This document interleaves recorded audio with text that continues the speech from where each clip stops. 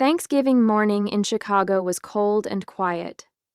Rachel Carter, 34, sat by her kitchen window, sipping coffee as she scrolled through her emails. It was supposed to be a peaceful day.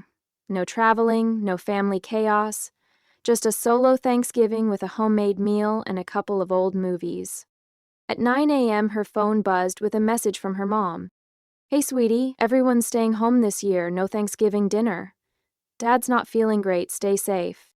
Rachel exhaled, feeling the familiar weight of disappointment settle in her chest. It wasn't the first time plans had been canceled last minute, but she brushed it off. Maybe they just wanted a quiet holiday. By mid-afternoon, she had settled into her couch with a blanket and a plate of mashed potatoes when her phone lit up with a notification. New post from Jake Carter.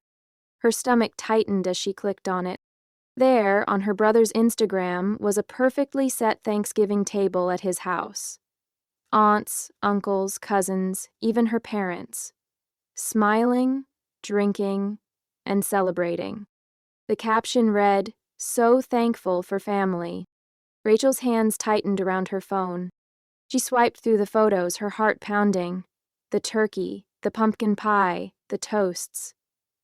Her father, supposedly too sick to host, looked perfectly fine, laughing at the head of the table.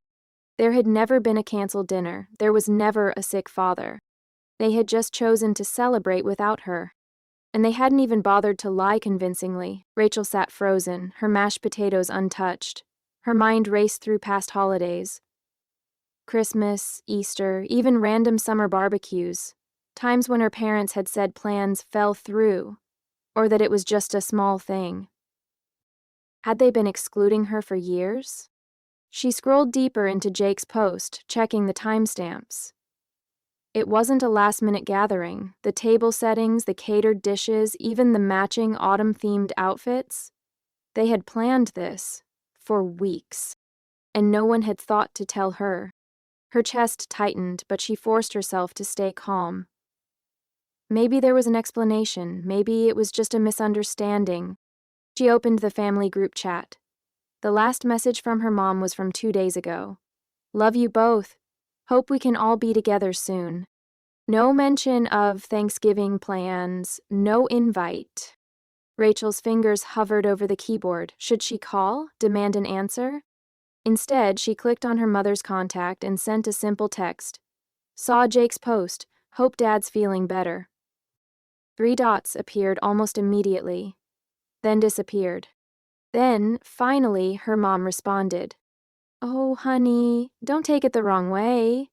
We didn't want you to feel obligated to come all the way here just for dinner. It was a casual thing." Rachel's stomach twisted. A casual thing? She knew that tone, the one that dismissed her feelings before she even had a chance to voice them. Her parents had lied, and they weren't even sorry. Rachel stared at the text, her grip tightening on her phone. "We didn't want you to feel obligated." That wasn't true. If they had wanted her there, they would have invited her. If they had even considered her feelings, they wouldn't have lied. She took a deep breath and typed, "So it was planned in advance? Because it looks like a full dinner with catering. Not exactly casual." This time, the response took longer. When it finally came, it was brief. "Jake put it together last minute. You know how spontaneous he is. We figured you were busy anyway." Rachel closed her eyes, pressing her lips together. Another excuse. Another way to frame her as the problem. Is busy? Sure, she worked a lot, but she had always made time for family. When her dad had surgery last year, she flew home and stayed for 2 weeks to help. When her parents needed financial help with their mortgage, she contributed without hesitation. Jake, on the other hand, had dropped out of college, bounced between jobs, and still got their endless support. He didn't have to earn his place in the family. She did.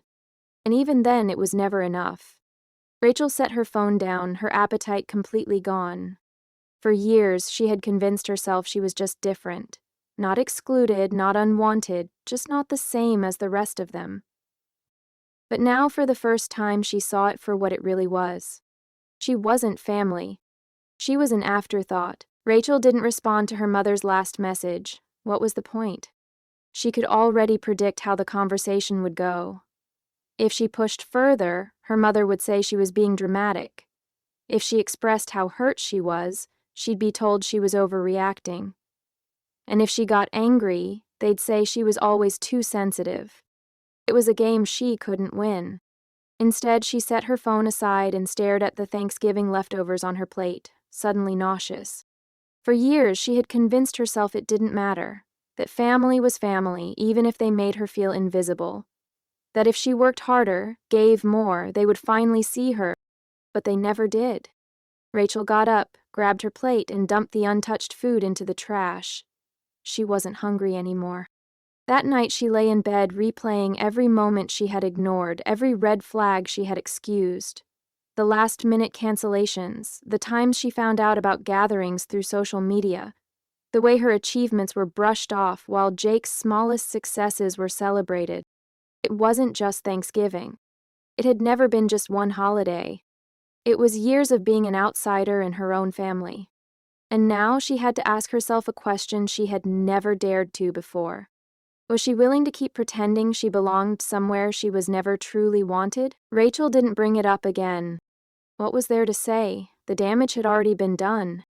But something inside her had shifted. The next few weeks she pulled back. No more check-in texts, no more phone calls just to see how everyone was doing. For once she let the silence stretch, and no one seemed to notice. Christmas was approaching, and she braced herself for another round of fake pleasantries. Then, one afternoon, an unexpected email arrived. From Linda Simmons. Subject, something you should know. Linda had been her grandfather's financial advisor before she retired years ago. Rachel hadn't spoken to her in a long time, so the email caught her off guard. I saw Jake's Thanksgiving photos online and couldn't help but think of you. There's something I've debated telling you for years. I think it's time. Rachel's stomach tightened. She read on. Before your grandfather passed, he set aside a trust fund for you. He wanted to make sure you had a strong financial foundation. The money was meant to help with your education, buying a home, whatever you needed. But when I retired, your father took over as trustee, and I recently discovered that the entire fund was transferred elsewhere. You never received a penny. Rachel's breath caught in her throat. She reread the email, her mind racing. They hadn't just excluded her from family gatherings. They had stolen from her. Rachel sat motionless, staring at the email. She read it again. And again. It didn't change. The betrayal was right there, in black and white.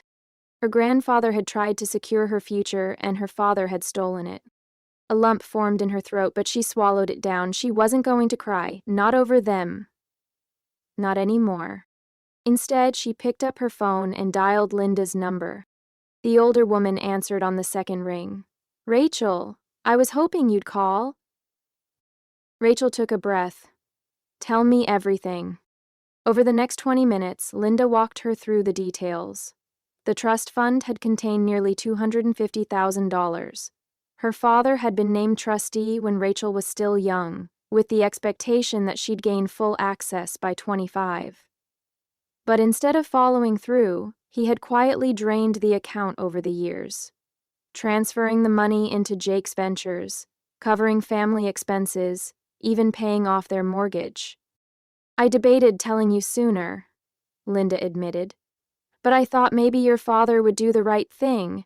Clearly I was wrong. Rachel's grip tightened on the phone. They had lied to her for years, let her struggle financially while acting like she was selfish for not contributing more.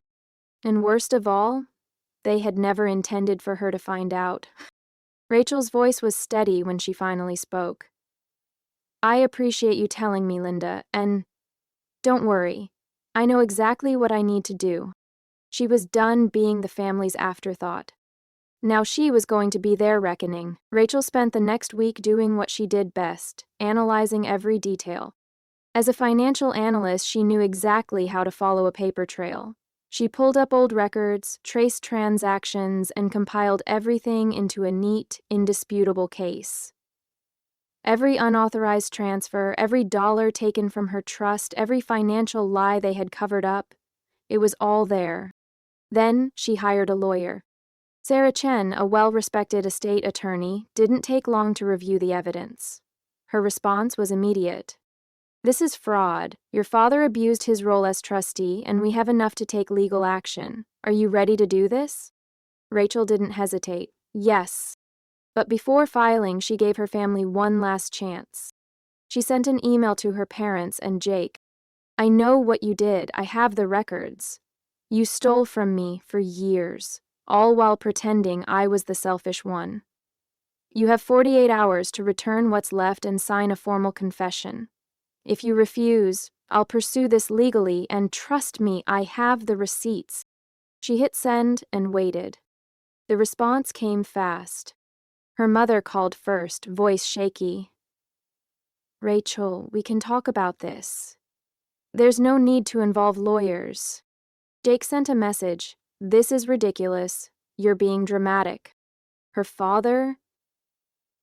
Silence. Rachel had her answer. They weren't going to make this right. Though she would. The 48-hour deadline passed. Her family didn't return the money. They didn't sign the confession. Instead, they did what they always did, tried to twist the story. Her mother called relatives, painting Rachel as unstable and obsessed with money. Jake posted vague messages about toxic family members. Her father, ever the coward, stayed silent. Rachel wasn't surprised, but she was prepared. With her lawyer, she officially filed charges: fraud, financial exploitation, breach of fiduciary duty. It didn't take long for the legal system to catch up. Within weeks, her father was served legal documents, investigations were launched, assets were frozen. Jake's business, funded with stolen money, collapsed overnight. And suddenly, they weren't in control anymore. The family group chat exploded with desperate messages. Her mother begged her to reconsider. Her father, now facing real consequences, accused her of betraying the family. But Rachel, she felt nothing. They had betrayed her first.